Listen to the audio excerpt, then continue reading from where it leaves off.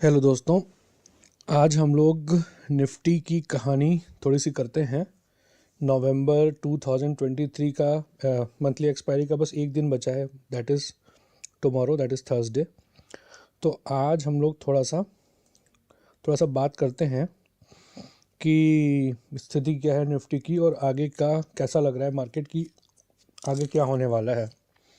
तो हम लोग 3 पॉइंट्स में डिस्कशन करेंगे। पहला तो पॉइंट ये है कि हाईएस्ट एवर मंथली क्लोजिंग होने वाली है कल, most probably, hopefully, wishful thinking. इससे पहले कभी भी कोई भी मंथली कैंडल जो क्लोज हुई है इतिहास में निफ्टी के, वो इसके नीचे ही क्लोज हुई है। तो एक पॉइंट ये हो सकता है, इस पर हम डिस्कशन करेंगे। दूसरा, अगर इतना ऊपर है निफ्टी तो आगे क्या होगा, कंटिन्यूएशन या फिर रिवर्सल मीन की तरफ।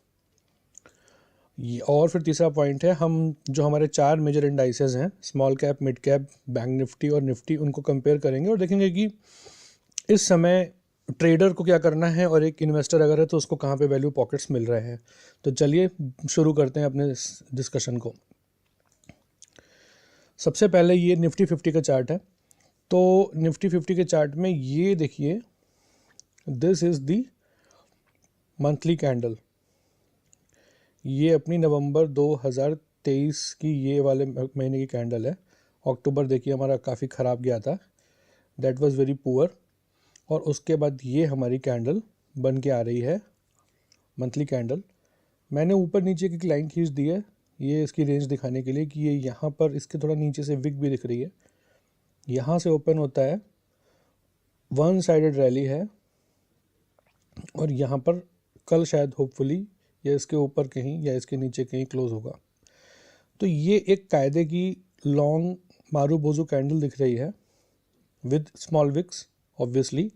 और इसका लेंथ अगर हम कंपेयर करें तो हमें इसके लेंथ की कोई कैंडल रीसेंट पास्ट में नहीं दिख रही है। ये थोड़ा करीब है, ये थोड़ा बड़ी है, ये करीब है, ये तो मतलब ऐसी कैंडल्स हमें बहुत कम दिखेंगी। और जहाँ जहाँ भी ये कैंडल्स दिखेंगी हमें उसके बाद एक अच्छी तेज़ी दिखाई पड़ती है। तो यहाँ पर हम ये देखते हैं कि काफ़ी अच्छा मोमेंटम है। देखिए ये कितनी कैंडल्स को एनगल्फ कर रहा है, कितनी, ये मंथ एक एक मंथ है माइंड यू प्लीज़, ये जुलाई है, ये अगस्त है, या सितंबर है, या अक्टूबर है, नवंबर है।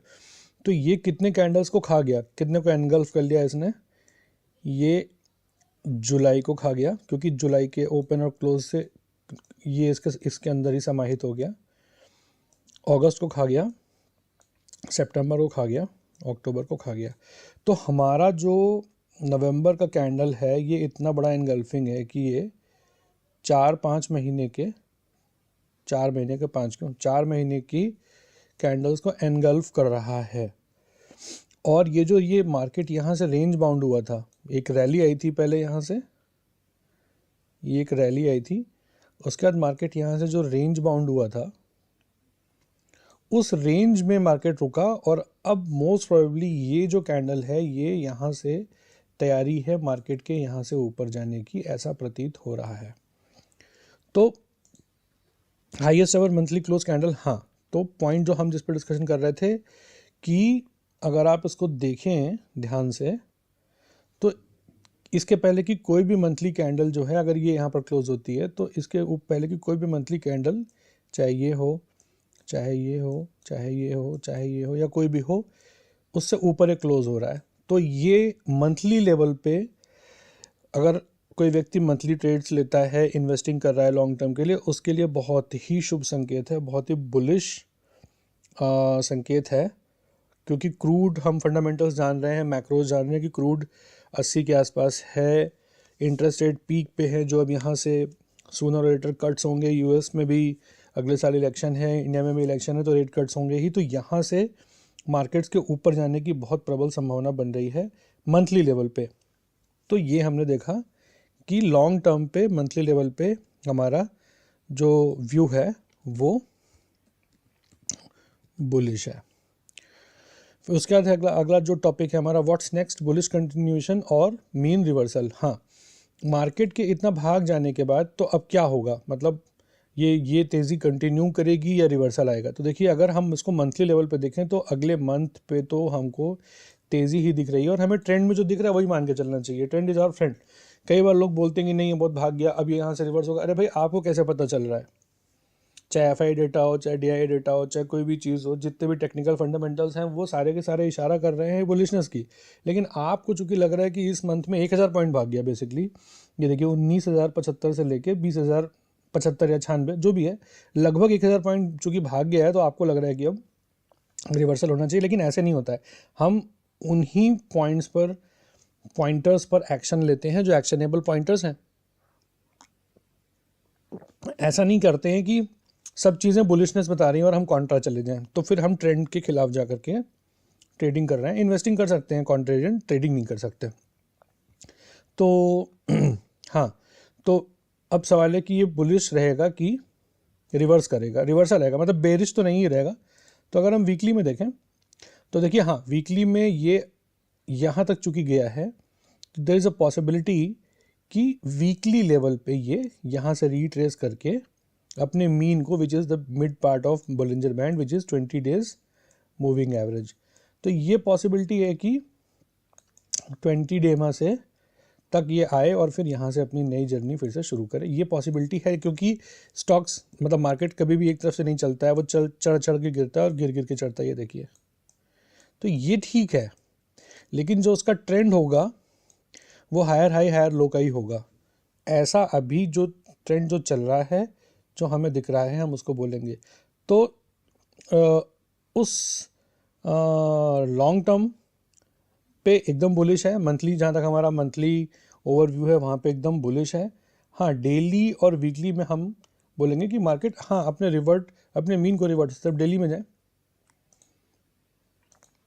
तो ऑब्वियसली बहुत दूर चला गया है तो डेली में रिवर्ट हो सकता है। बट कहाँ तक का रेंज हमारा मेंटेन होना चाहिए, कहाँ तक हम एक्सपेक्ट करते हैं कि रेंज हमारी मेंटेन हो, तो ये जो हमारा लास्ट हाई था, हायर हाई हायर लो अगर इसको बनाना है तो ये हमारा लास्ट हाई था, हायर हाई हमारा हाई और फिर ये हमारा लो। अब मार्केट यहाँ से गया तो वी एक्सपेक्ट कि ये करेक्ट हो, अगर डेली की बात करें, क्योंकि डेली सबसे इंपॉर्टेंट है ट्रेडर्स के लिए भी। तो ये जो पॉइंट है ये लगभग आएगा हमारा 19,800। ये जो पॉइंट है 19,868, 19,800 टू बी प्रिसाइज, ये वाला जो पॉइंट है, मार्केट को इसको रिस्पेक्ट करना चाहिए। तो अगर मार्केट 19,800 को रिस्पेक्ट करता है और उसके बाद वहाँ से रिबाउंड होता है, तब तक कोई दिक्कत नहीं है। ये पॉइंट जो है ये इतना तो होना चाहिए। अगर ऐसा है तो हम ये मानेंगे कि मार्केट यहाँ तक गया, थोड़ा हो सकता है ऐसे ऐसे करे, फिर यहाँ पर रिवर्ट हो, फिर यहाँ से वापस अपनी जर्नी स्टार्ट करे। 19,800 एक स्ट्रॉन्ग सपोर्ट रहेगा और जब तक 19,800 के ऊपर है मार्केट, हम ये मान के चलेंगे कि हमारा हायर हाई और हायर लो मेंटेन्ड है, तो हम इसको बुलिश ट्रेंड मान करके चलेंगे। तो ये हो गया दूसरा पॉइंट कि मंथली पे बुलिश कंटिन्यूएशन है बेसिकली, और डेली वगैरह में या वीकली में हो सकता है थोड़ा मीन रिवर्सल हो। तो अगर आप मंथली टाइम फ्रेम में ट्रेड्स लेते हैं तो आप बिल्कुल बुलिश रहिए। अगर आप वीकली और डेली में लेते हैं तो आप रेंज बाउंड टू बुलिश ले सकते हैं, मतलब साइडवेज टू बुलिश की ट्रेड ले सकते हैं। बेरिश होने का, शॉर्ट करने का अभी कोई मतलब नहीं बनता है। अब हम कंपेयर करेंगे 4 मेजर इंडाइसेस को। सबसे पहले हम देखते हैं निफ्टी स्मॉल कैप, जो सबसे प्यारा है, घर का सबसे छोटा बच्चा, सबसे जो दुलारा है। ये देखिए सबसे तेज़ी भी यही है। ये गजब का चार्ट है। ये मंथली चार्ट लगाया है मैंने, तो इसमें एक एक कैंडल एक मंथ है। और आप नोटिस करेंगे निफ्टी, जहाँ एक तरफ निफ्टी अपने 20 डेज़ के मूविंग एवरेज से थोड़ा ही ऊपर है, बोलिंजर बैंड के अंदर ही था वो, मेरे से बोलिंजर बैंड अभी डिलीट हो गया। लेट अस ट्राई किए, अभी नहीं आएगा, अदरवाइज उसको फिर से लगाना पड़ेगा, ठीक है। बट ये जो है मतलब बिल्कुल ही अपने मीन से बिल्कुल दूर है मंथली लेवल पे। तो स्मॉल कैप इंडेक्स में गजब की तेज़ी है, सबसे तेज चार्ट ये लग रहा है, सबसे ज़्यादा मोमेंटम इसमें है। और इसकी जो कैंडल है, इसका size mind you please, Nifty में तो कैंडल का साइज़ फिर भी कंपेरेबल दिख जा रहा था, इसमें जो ये कैंडल की लेंथ है, ये आप देखेंगे आपको कहीं पर भी ये कैंडल की लेंथ आपको ना यहाँ पर ना यहाँ पर, ये कहीं पर भी इस लेंथ की कैंडल नहीं दिखेगी। रेड की बात अलग है, ग्रीन में नहीं दिख रही है। हम 2020 में चले गए या फिर हम और भी पीछे चले गए। तो ये जो तेज़ी बन रही है स्मॉल कैप में, ये अप्रत्याशित तेज़ी बन रही है जो हमने पहले नहीं देखी। ये न भूतो न भविष्य से नहीं बोलेंगे, न भूतो है। मिड कैप की भी स्थिति वही है, मिड कैप भी वैसे ही भाग रहा है जैसे स्मॉल कैप भाग रहा है, बट स्मॉल कैप का चार्ट थोड़ा ज़्यादा तगड़ा है और मिड कैप का चार्ट पहले ही तगड़ा हो चुका था। मिड कैप थोड़ा कम भाग रहा है, स्मॉल कैप ने तेजी अभी पकड़ी है। हालांकि दोनों ही अपने मीन से बहुत दूर हैं और इसमें भी कैंडल का साइज़ जो है वो पहले की तुलना में बहुत बड़ी कैंडल्स बन रही हैं। तो मिड कैप और स्मॉल कैप की जो तेज़ी है वो एक अलग ही लेवल पे है। अब निफ्टी बैंक की बात करें, निफ्टी बैंक थोड़ा ठंडा है, बट आज की जो ये कैंडल है काइंड ऑफ इनगल्फिंग कैंडल, पिछले वाली बेरिश को इनगल्फ किया। ये अक्टूबर बहुत ही थका हुआ मंथ था, कई सालों बाद, एक दशक के बाद या कितने दशक के बाद हमारा जो अक्टूबर है वो रेड था, तो उसको नवंबर ने पूरी तरह से फुलफिल कर लिया है, एंगल्फ कर लिया। और यहाँ से सपोर्ट दोनों ही मंथ में सपोर्ट जो मिला है उसको 20 डेज़ की मूविंग एवरेज से, जो बोलिंजर बैंड का मिड पॉइंट है, यहाँ से मिल रहा है। तो मतलब यहाँ से हम अभी बोलिंजर बैंड के अपर हाफ में हैं, तो हम एक्सपेक्ट कर रहे हैं कि हमारी बुलिशनेस कायम है और यहाँ से निफ्टी बैंक से हम एक्सपेक्ट करते हैं कि वो चलेगा। HDFC बैंक भी तेज़ी में आ रहा है और FIIs भी लौट के आ रहे हैं, ये देखिए। तो FIIs जो बाई कर रहे हैं 3 दिन से 4 दिन से सब ग्रीन में चल रहा है, और ये तो डेली का हुआ। मंथली में भी देखेंगे तो मंथली में ये FII जो 3 महीने से रेड था, इस नवंबर के महीने में माइनस 29,000, माइनस 26,000, माइनस 20,000, अभी माइनस 4,000 ही है इस महीने में।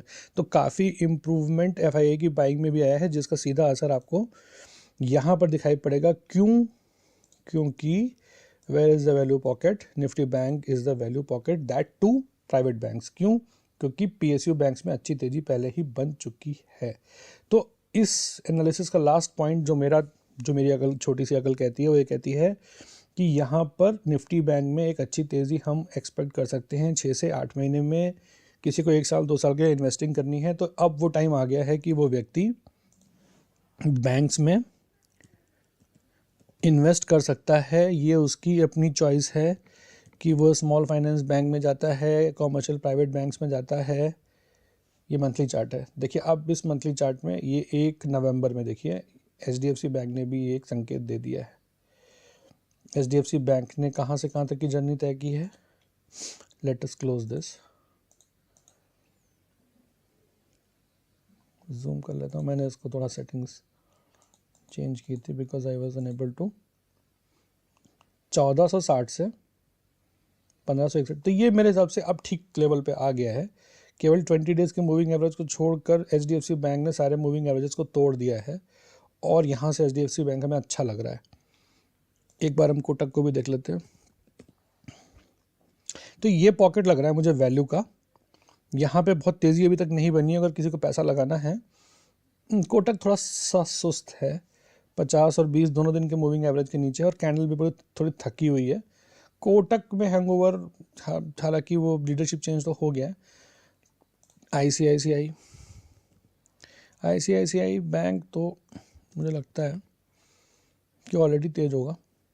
हाँ, इसकी स्थिति सबसे ठीक है ये 20 डेज़ के। तो अगर किसी को इन्वेस्ट ही करना है तो ICICI बैंक थोड़ा सा ठीक लग रहा है, तो बास्केट बना सकता है वो। ICICI बैंक को ले ले और वैल्यू में कोटक को ले ले और फिर HDFC को ले ले। तो इस तरीके से वो एक अच्छा जो 6 से 8 महीने, साल भर, 2 साल के लिए अगर किसी को इन्वेस्टमेंट करना है, और इस समय उसको लग रहा है कि भाई स्मॉल कैप और मिड कैप में बहुत तेज़ी बन चुकी है, यहाँ बहुत भागम भाग हो गई और हमें कहीं पे पैसा अपना सेफ रखना है, लो पी में जाना है, तो Nifty bank, that too private bank, that can be a good option, preferably a good option I would से।